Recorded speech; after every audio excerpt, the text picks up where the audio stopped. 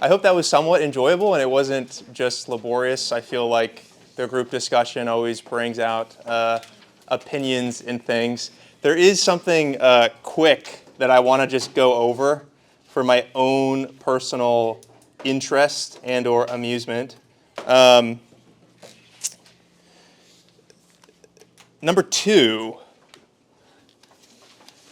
I'm just going to say it, each one, and if you have put an answer, could you just please shout it out?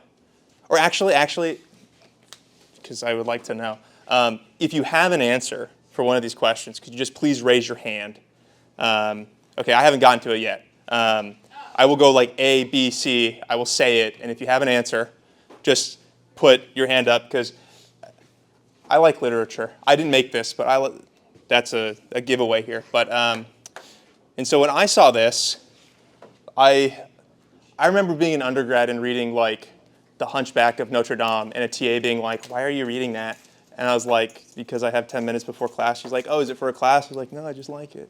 And she's like, "Oh, wow, that's nobody reads." And I thought, "Wow, this is really depressing." Like this is, and I thought, "Wow, who's this TA telling me like this is like a normal thing?" Apparently, a lot of people don't read as much, especially classic literature.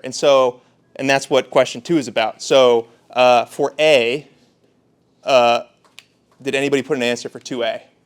Yes. Wait. So 1, 2. Who else put an answer? It's okay if you didn't. There's no judgment here. Yes, Lauren. Okay, so you had.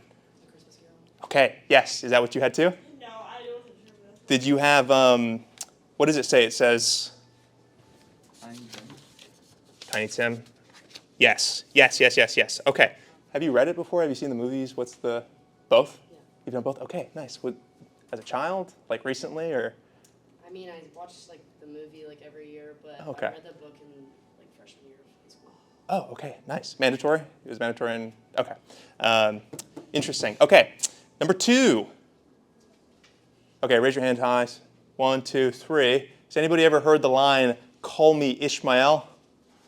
Does that ring a bell to anybody? I have the book. I should have brought it out. Shout it out. Yay. And they renamed Moby Dick in the stamp to Moby Freestyle. They did. And I was very upset about it. No, they're different things. They're different things? They're different things. Wait, they still have Moby Dick here. Well, they don't have no Moby Dick here, but Moby That's Dick my and point. Moby Freestyle are two different No, they're not. things. Yes, they are. No, they're not. There used to be a big sign that said Moby Dick. And they took off the suffix, if that's what we're going to call it, the second part of this, and they put Freestyle up there. It's the same restaurant. No, but you can like customize it. You do that. You still. Okay. This is not a philosophy class, but this, to me, seems like a category error. The category here is a food chain operated by the company Moby Dick, who has a subsidiary or smaller thing here, a shop, that they used to call Moby Dick, but now they call it Moby Freestyle. So they could be different things. All I know is that maybe there was a rebrand for this thing, and then also they changed up other things. I am going to go to my grave believing that it is Moby Dick, but it is now Moby Freestyle. I would be interested in continuing the conversation, but there are supposedly important things that I'm supposed to teach, so we can't focus on that. I've never actually finished that book, but I have tried to start it a few times. The third one, hands. Okay, who wants to be our lucky volunteer? Diana? Yeah, you've been volunteered? I did. Yeah, I mean, she pointed. Hamlet, okay. Did you get it right? Wait, what was this? We don't know yet. Oh, okay. Who? You think the same? Would you die on that hill? Yeah. I died on Julia style in the water. Perfect. Okay, that is actually right. It is Hamlet. By? What's his first name?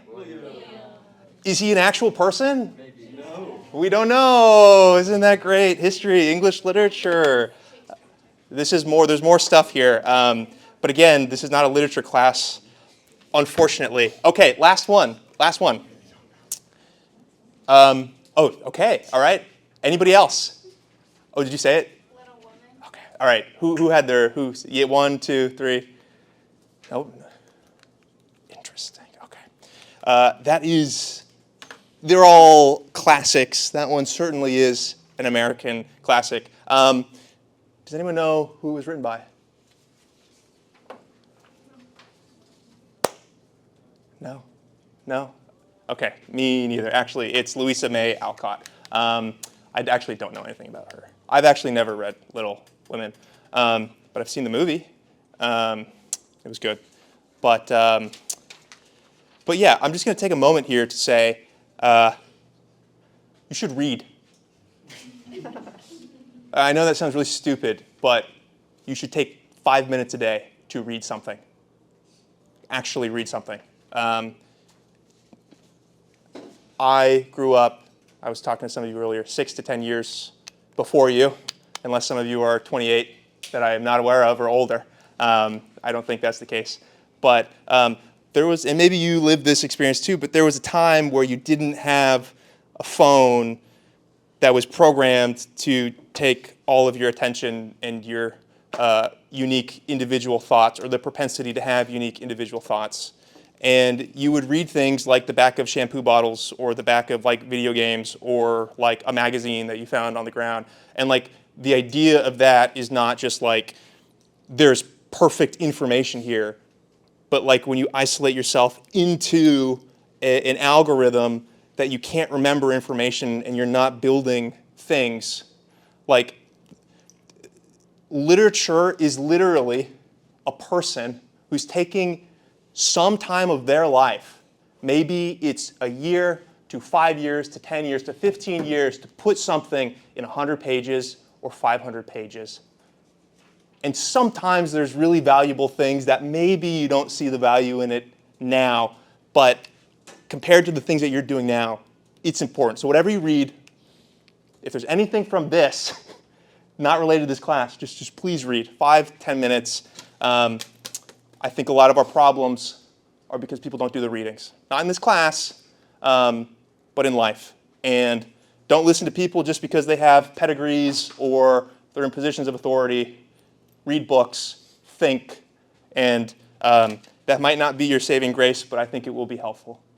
So I will get off my soapbox and jump onto another one. We're going to be profiling problem solving. The idea here is to give you a framework to understand or analyze different problems such that we can better analyze, do transfer, map information from one to the other. So we have some guiding questions here. This is a more philosophical question. We don't shy away from these questions. This is a definitional problem, so we will aspire to make a definition that is functional, not just idealized, but something that we can actually use. Is there a framework for analyzing academic problems? We're going to give you a framework. I'm going to ask you a later question whether we think this is representative or exactly useful. Those are two different things. The first question is it representative of how you analyze problems? Is it the only way for us to analyze problems? That's the first question. The second question is it useful? It might not be exhaustive, but it might be useful. And I'm not making the claim here that this is the perfect way to analyze problems. There are many levels to analyze problems. This is a functional one that I think requires not a lot of prior information. And then the last question here, what are the guidelines? Maybe we should have changed that word here. It's kind of, we don't really want to be repeating statements there. But okay, so I will open this up to you. You just had a thought experiment with a number of problems. You experience problems in your daily life. If you don't, please tell me how you live your life. I would like to join. But yes, let's open it up to the class. What do we think a problem is? Yes. Something that needs critical thinking to solve. Interesting. Okay. What I will do is I will let everyone jump in. Uptake. If if you agree, if you disagree, if you'd like to add things, if you'd like to subtract things.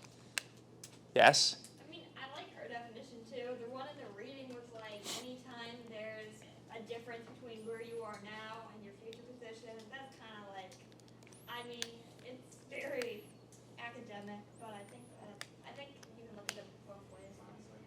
Sure. Terrence, did you have something?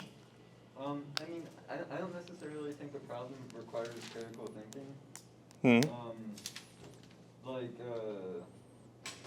I think you can, perhaps this is a semantic argument, but you could say like 5 + 5 is a math problem that you solve purely based on like root memorization.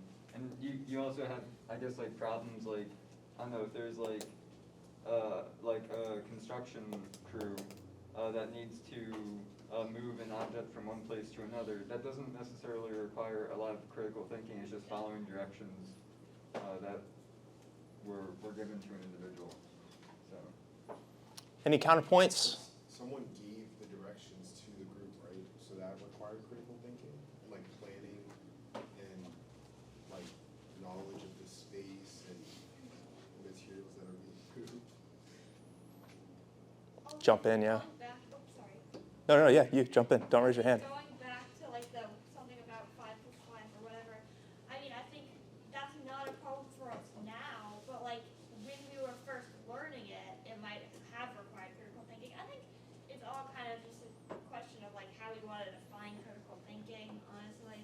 I mean, like, I guess it depends on like how much like effort you need. We're defining. I mean, I think I can.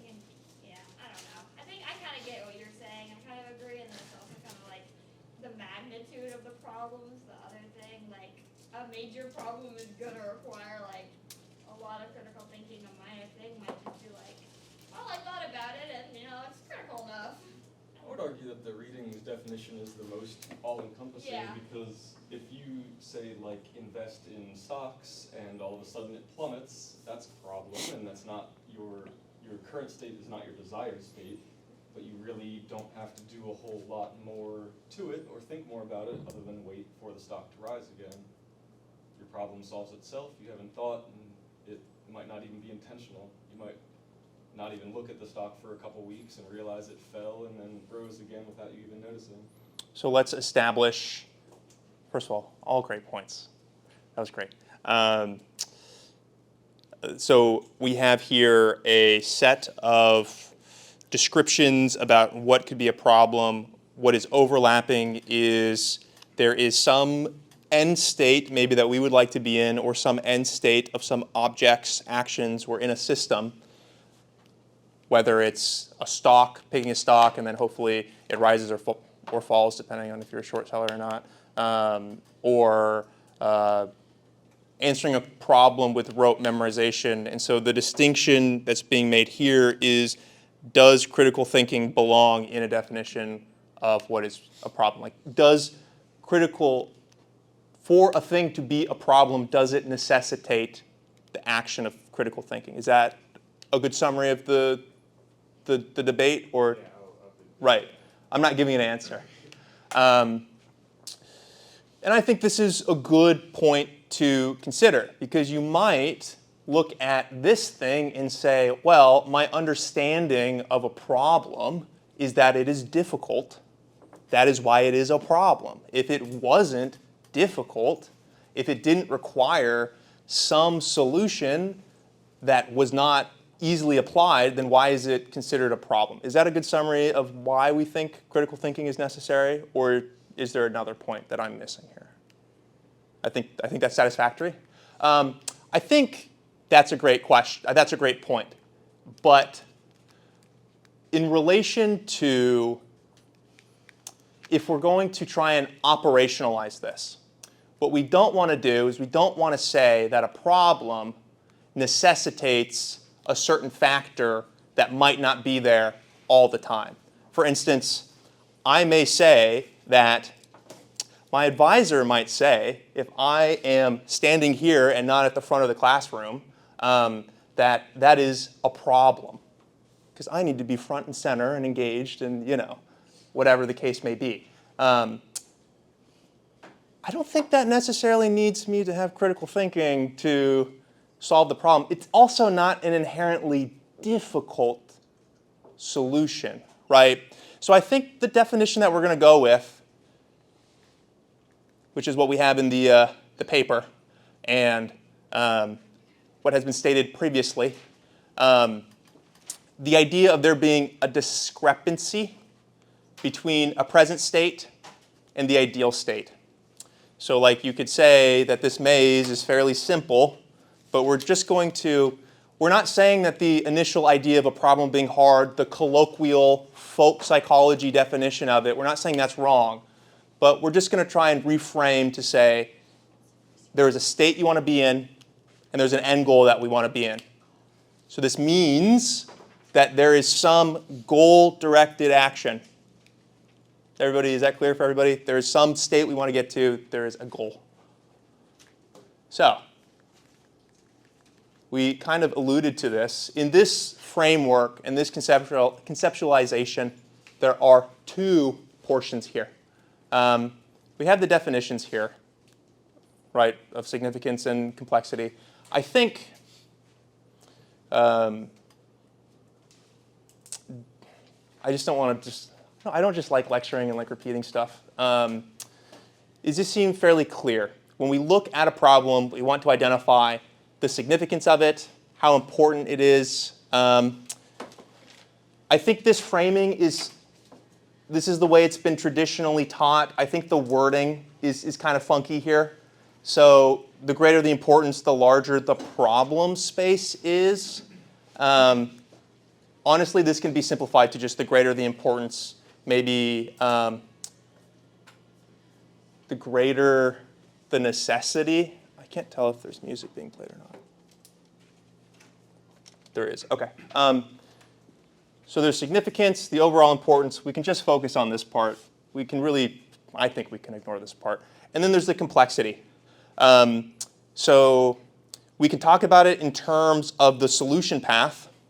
And the idea here is if it's straightforward or clear, like is it straightforward or is it convoluted? So the point of this, there's no marker here. The point of this is to say that like there might be a lot going on, right? Like let's say okay.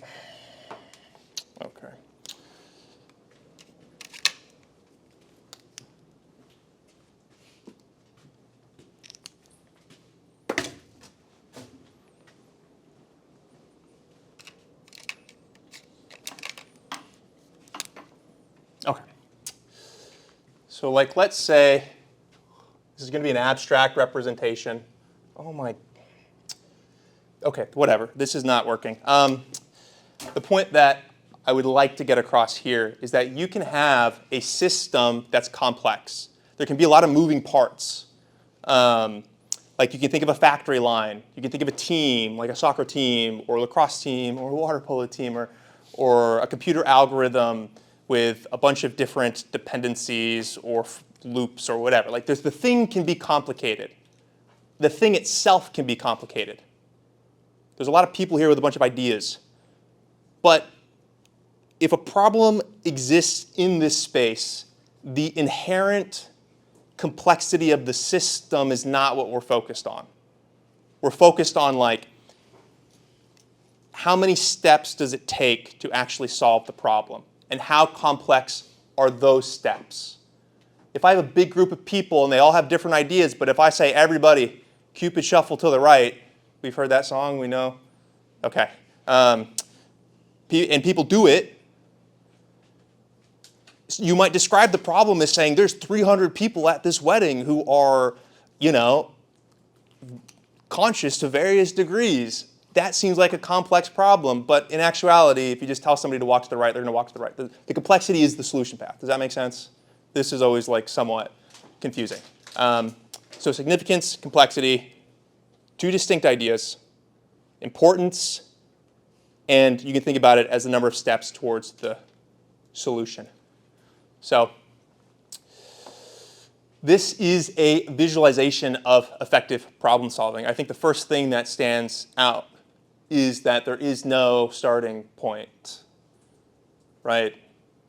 Can we identify a perfect starting point here? Yeah, sure. I'm confused why you would devise a plan without understanding the problem. Like in engineering, we always focus on understanding the problem before we come up with a plan and try to come up with a solution. How do you come up with a plan without knowing what you're trying to solve? Anybody have any counterpoints? Cole? I think understanding is always like evolving, which is why the error is going back and forth. Like you might initially come up with a plan and then you understand like the nature of a problem much better than you did before. And so to like the point where like, did you really understand it before, but you like understood it enough that you could like at least jump in and start trying something. That's how I interpret it at least. Do you want to jump in on that? I think kind of similar, I don't know, maybe I misunderstood, but maybe your plan could be to understand the problem. Like you could start by devising a plan saying, okay, I don't understand the problem, but this is how I'm gonna attempt to understand the problem. Okay. Do you buy it? I mean, like, yeah. Without being polite, did you buy the argument? I think that's a good point that you can come up with. I mean, it's using the terminology very broadly, but I think you could come up with a plan and carry out the plan in order to understand the problem. I mean, yeah, I think this is a great point, and I think the real point here is that you have a larger framework here for which it might be the case that different problems require different solutions for effective problem solving. Like it may be the case that before you can wholly understand the problem, like if you're trying to deconstruct, I don't know, it's spooky, it's October. If like an alien came down and they dropped a UFO, does anybody like follow that in the news? No UFO conspiracy theorists here? That they come from the ocean? Yeah, you've been, okay, so we got one. Okay, nice. USOs, unidentified submergible objects. Isn't that what it is, USO? Yeah. I'm exposing myself here. But the idea here is like, okay, if that is the final solution, then like that is the final thing, that is the outcome, like can we sort of like reverse engineer it, right? So there might be another situation for which carrying out the plan is the optimal strategy, right? We can think about this probabilistically. If, for instance, my problem is something as simple as customer service responses, and I have categorized, and like I just know that like 95% of my solutions are going to be just copy and pasting an answer.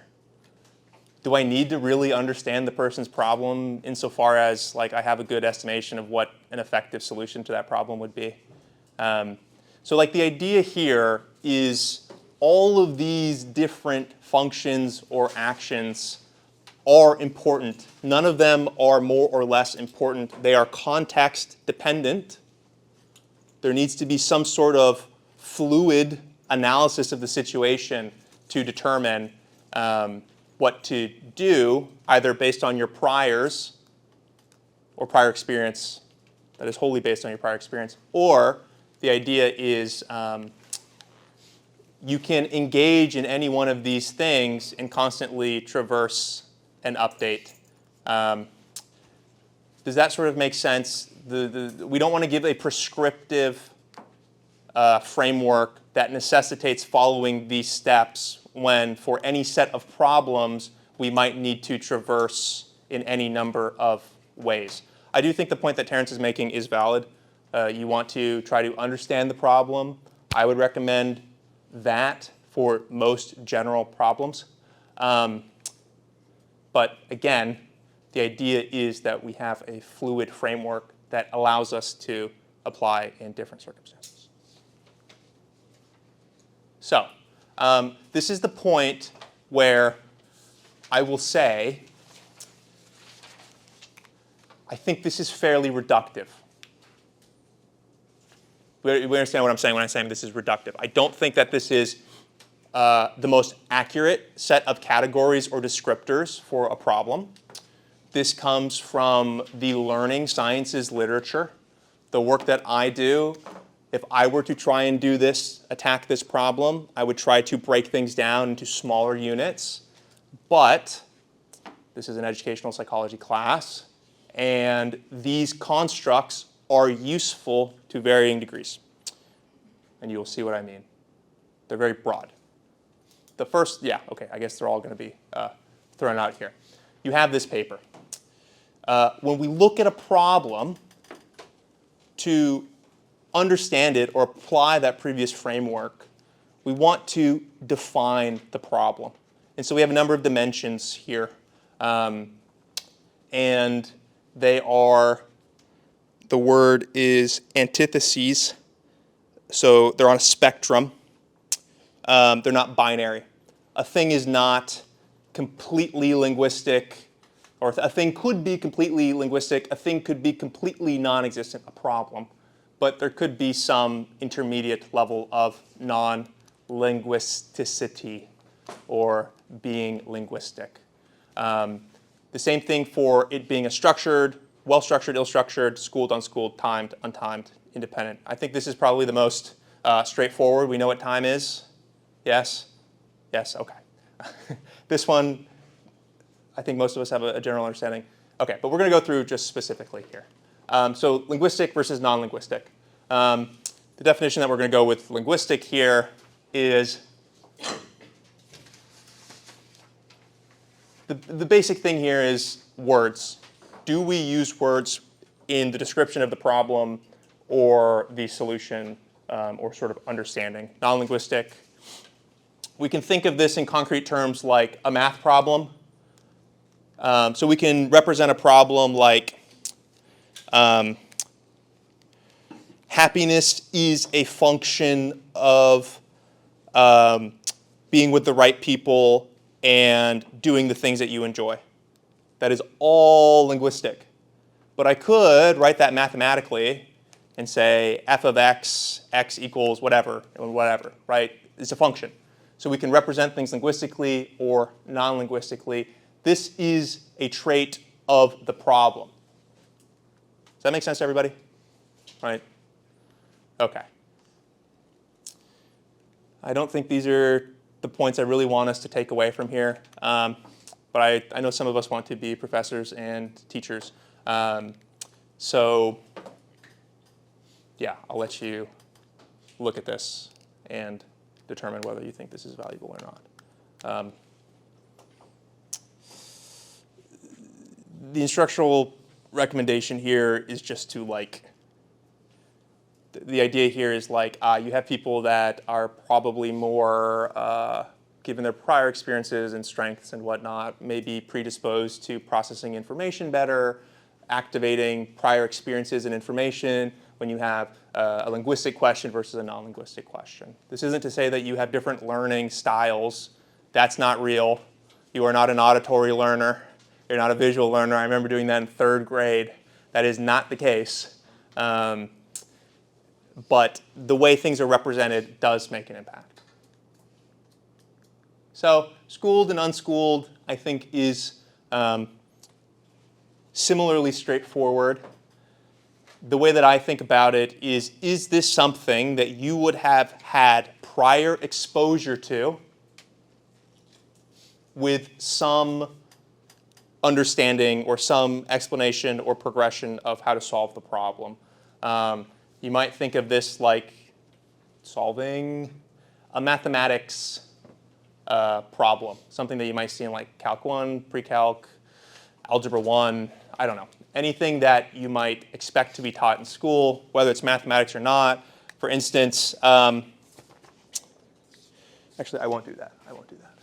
And then we have unschooled, does not require prior academic exposure. And then we have the same sort of interesting tidbits of information here. This is framed in a way, the sort of recommendation is framed in a way to try to promote more unschooled tasks.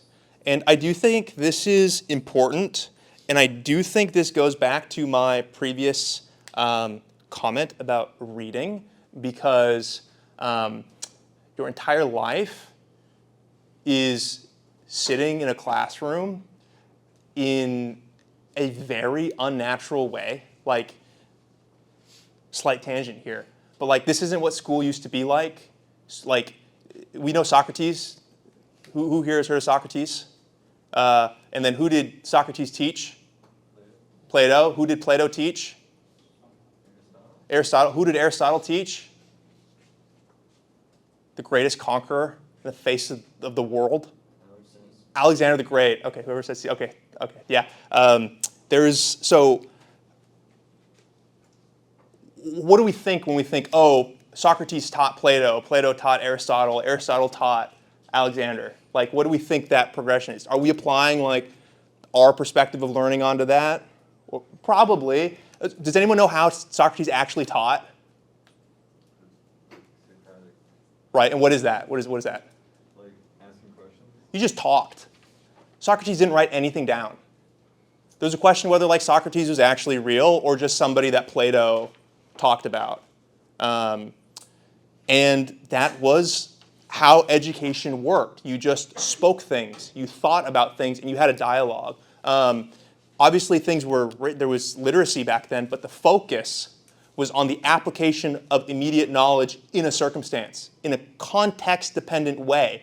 And as you go deeper and deeper down, you might uncover truths that are more expressive of general things. But the idea here is that everything was viewed in an unschooled way. Obviously, there was a structure, a logic that allowed Socrates and Plato to engage in the things that they engaged in. But you, applying this to you, this concept of learning that we have of education is completely unnatural in the progression of humanity or community. You are segregated by year, by your age, which is incredibly unnatural. I can't think of any other institution that does that, except maybe like even after school care doesn't really do that. And then every year until you are 18, or maybe in high school or whatever, then you start to hang out with other people or be in classes with other people who are like of similar age still. And somebody just sits here and tells you what to think. Yeah, that's not good. We don't support that. But that's what I'm doing, so we're going to support that. But the point that I'm making here is that you are probably, I don't know who you are actually, but you're probably predisposed to solving problems like this that are very clear, with clear directions, with clear expectations and examples. But how do we feel about unschooled problems? Now, this is a rhetorical question. I'm not asking you to give me an answer. But the point that I'm making here, which is kind of sidestepping here, but when we're analyzing problems, there might be an inherent difficulty that we associate with problems that don't have clear definitions. And my argument to you is that that is an unnatural state to be in. We have so much exposure to this that we don't have a lot of exposure to this, and this is anxiety-inducing and difficult and hard to address sometimes. So in life, there's another thing that you can take from this lesson today, aside from reading. Don't be afraid of unschooled problems. We are a historical anomaly. The United States, our academic tradition, it was not always like this. And so you will most likely encounter more of these in life. And I think this is also important because you are entering an age of artificial intelligence, right, where you have access to information. And if everybody has the examples of what to do, the AI is going to, quote unquote, kick ass at the school problems, but they might not be able to do the unschooled problems, again, because we have unique experiences. So my hypothesis here is I think we're going to see the value of human productivity more aligned with these sorts of questions. But again, this seems really just banal, common. That's what banal means. almost common to being a fault. It's like really easy to understand, school problems, unschooled problems. But I think this is a really important concept for us to integrate. Yes? Just to double check, but when you say like an unclear problem, you're not talking about like underspecified problem, right? Yes, I mean more like a problem that you don't have clear directions or exposure to in like an academic setting. Like you haven't been told how to do this thing. Now you may be able to apply a framework to this thing, but there are a number of problems here that you probably were not taught in school. But yeah, hopefully that clarifies. Yeah, okay. Okay, well-structured, ill-structured. We'll try and move quickly here. I think the descriptions here are spot on, so I will just repeat. The idea is that there's a clear idea of what to do. You might say that there's a correlation between well-structured problems and problems that are schooled or unschooled. And what we'd probably say here, no, I won't go there. And then ill-structured problems are messier. We might say that the actual solution might be unspecified, or we might say that the complexity, the number of steps that we need to take to solve the problem, there might be a number of avenues to solve that problem. For our computer scientists, that means you can have good code and you can have bad code. Maybe there are lots of bad solutions, but they all work. Maybe there is one optimal solution. The idea is that there's just multiple ways to solve the problem. It is more difficult in that way.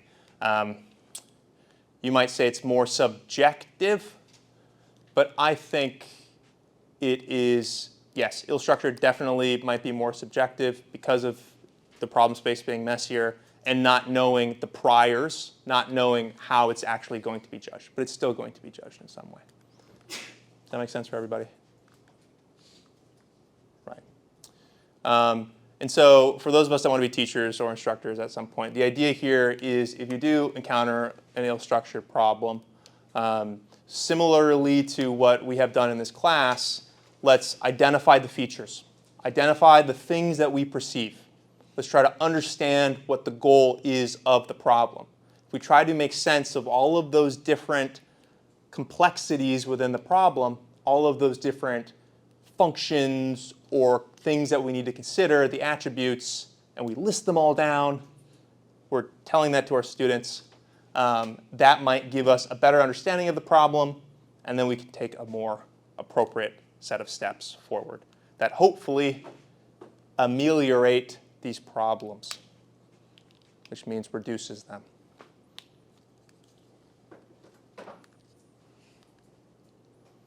Okay, this one, there's a time limit. It's not restricted by time. Any questions about this one? I did not know that. I'm happy that this has been useful. I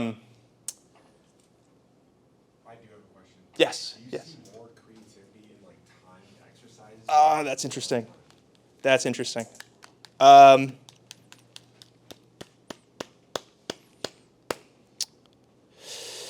That's interesting.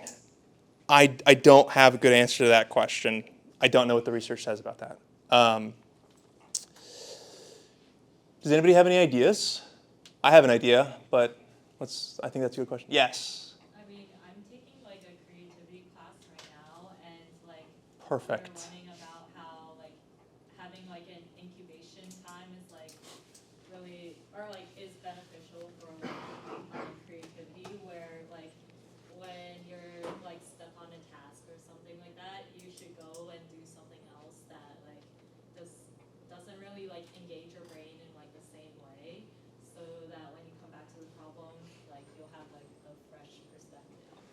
Right. Okay. So you're. It sounds like to me you're making a claim. Let's pray to some God that this works.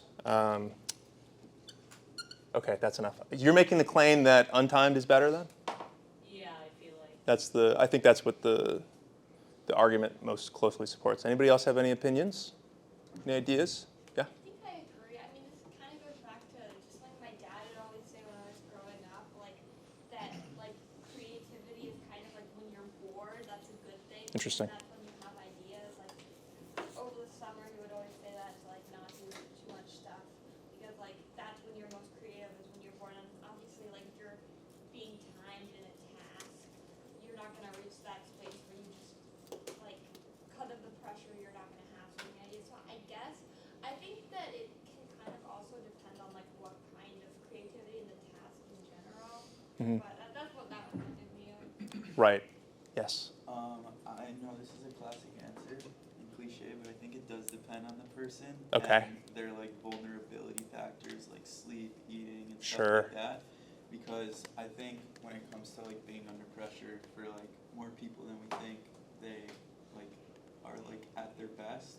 While obviously other times like being under pressure, being in a time limit like can cause you to like freeze and like be all over the place. Yes. Yes. But I Very think much. it goes hand in hand. Right. Okay. Yeah. Yes. You had something? I mean, yeah, I think personally for me, there's probably an optimum in the middle. Because like, I feel like the mortality of life sort of makes me want to do things. And, Were you saying having a time limit? like, yeah, of like my life, right? Like, it makes me want to make each day. I will die. I recognize it. So then I will be motivated. Okay. Yes. And so like, if everything was perfectly untimed, I don't know how much stuff would, at least for me, how much stuff would ever get done because there's always tomorrow. Because you're like, who cares? I got tomorrow. Why do it today? Right. Okay. Yes. Quickly. But like I think I agree with that, but I guess like I'm thinking of the difference between like getting tasks done and being creative. Like I mean I definitely think productivity is like a totally different set of like in terms of that I definitely think that yeah, definitely like having these time limits makes me more productive. But in terms of creativity I kind of think that is a different thing.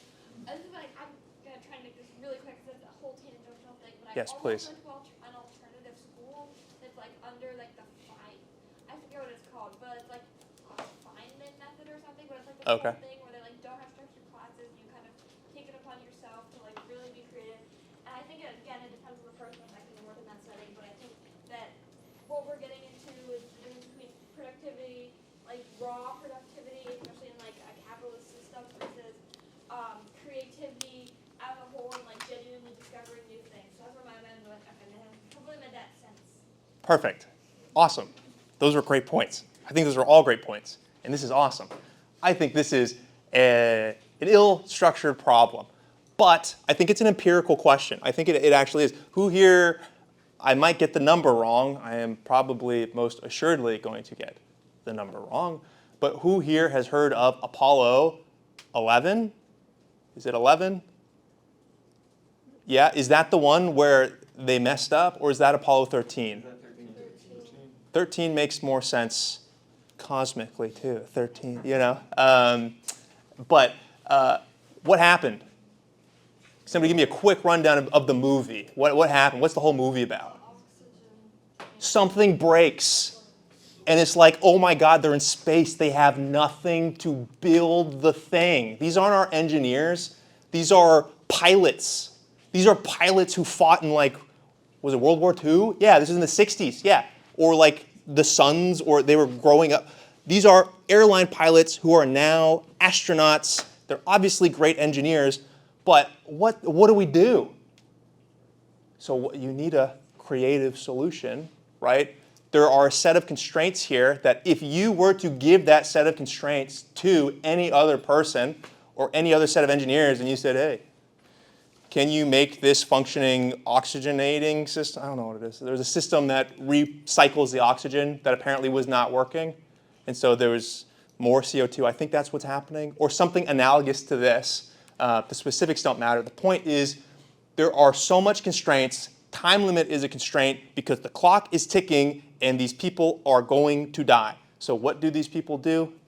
They're able to reanalyze all of the features of all of the different objects that are on board, which is absolutely phenomenal. You're saying, here is, I don't know what objects they have, a pencil, maybe like some non-electric or non-flammable toaster that they have or whatever, and they had to deconstruct everything at NASA headquarters, reconstruct it, and then they had to ship over via radio signals or whatever the instructions for these people who are suffering from oxygen or CO2, oxygen deficiency and heightened CO2 levels or whatever, to then solve this problem. That is a creative masterpiece. And I guess the whole point of that is to say, I do think it's a person-dependent thing, and I do think it is a context-dependent thing, because the very first position that you start off at in a time position like this, you have to make a decision. It may not be the optimal decision afterwards, but once you have taken the first step, the second step, the third step, it may be that the costs are so high that you can't return back. I may be in a job interview and I really started off in the response to that question really bad, but I got to make it work, right? So like by the end of the sentence, whatever. For these guys, it was trying to solve this problem. So I think it would be a personal empirical question. I think that would require some self-analysis to say, in a time constraint of a certain problem type, do I perform better or worse? The other thing that I will say that I was actually talking to my advisor about, and this comes more from the world of startups and that sort of thing. When you give people time, and this is, I'm not citing any sources, just like personal experience and things that I've heard in like the business world. When you give people time, people normally fill out that time. If I give you 2 weeks to do something, very few people are actually going to do it in a shorter time frame. Or if I give you an assignment and I say you have 2 hours to do it, most people are going to take the 2 hours as they're doing it. Or they will not feel as constrained or compressed. The point that I'm going to make here is that sometimes when you put that constraint on time, there's a sense of urgency, a different sort of motivation that occurs that then might lead to what you might consider to be more creative options, or options that you would otherwise not do in a different scenario where you didn't have this constraint. So, very long-winded to say, I don't know. But hopefully the examples are useful in some way. Okay, we're just going to get through this very quickly. Independent, problems that are addressed without input or assistance of other people, collaborative with other people. And I think that, yes, okay. So we're going to stop there. I think this was a great class. Keep these. What we're going to do next time is we are going to, just 30 more seconds, people. Each one of these questions, we're going to map which problem, the degree to which each one of these applies to each problem. And then next class, we're going to do that next class, and we're also going to analyze how well we performed on these different tasks, which kind of feeds into the personalized answer here about creativity or whatnot. But thank you. I will see you all. Yes? Are you checking articles on that? Oh, my goodness. You should take a picture and We'll just look at it next Thursday. We'll just look at it next Thursday. My apologies. It was, yeah. I'll see you on Thursday.